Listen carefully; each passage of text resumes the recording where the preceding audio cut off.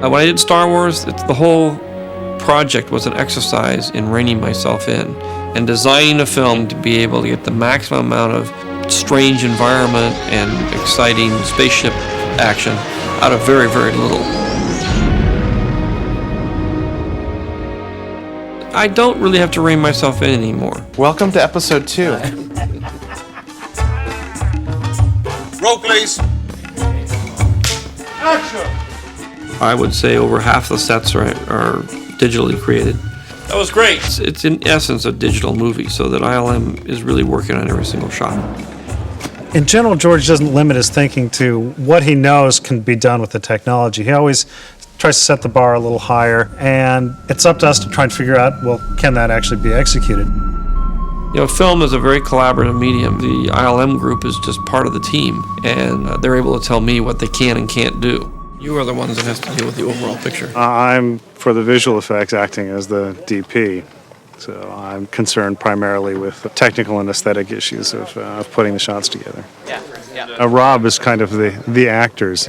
George will direct Rob, and Rob will pass that on to his people. We are no longer safe under their protection. Perfect. Okay, print the last one. Be sure that the animation department gets that piece. And that's how we do it.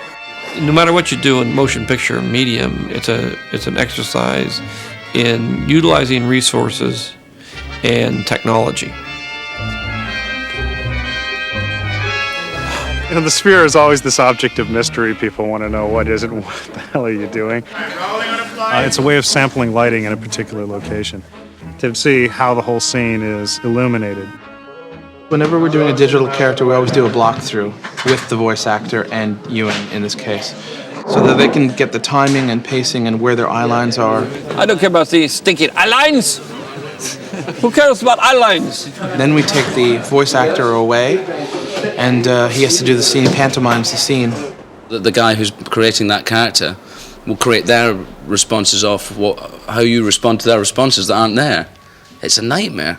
That'll do nicely. As we're setting up to shoot a shot, I try and project myself down the line. How are we going to actually execute this shot? Flash. Jason's been measuring all the camera positions, height relative to set, that if it turns out later on we need to shoot a matching element, we can recreate that camera position. It's imperative that a match mover from ILM be on set to take set measurements and to place these track markers. Without a match mover, these track markers might not be in a shot, and it'll make it virtually impossible to recreate the camera move and to make a photorealistic environment. A day to shoot, and probably for these shots, 4 or 5 months in post. Once we get back to ILM, John and I would meet, and he and I'll just zip through the shots, and I'll say, okay, this shot's getting really close to animation, but I'm having some problems with getting the character interact with this table. Can you help out there? So there's a lot of back and forth. Now what do? I go to ILM every Tuesday and Thursday morning, and I go over the work they're doing. Locked out. Even I can't get past the security. I go over on the computer the characters or the specific shots that they're working on. The real breakthroughs, I think, with ILM were to take the strides and the inventions that have been created over the years and then try to streamline them and make them less expensive. You have no idea what some of these things can look like or some of these things will be. So you just kind of, get out there and act like everything's normal. It's challenging because there's nothing there, but it's like theater in that way, It's very demanding on the imagination.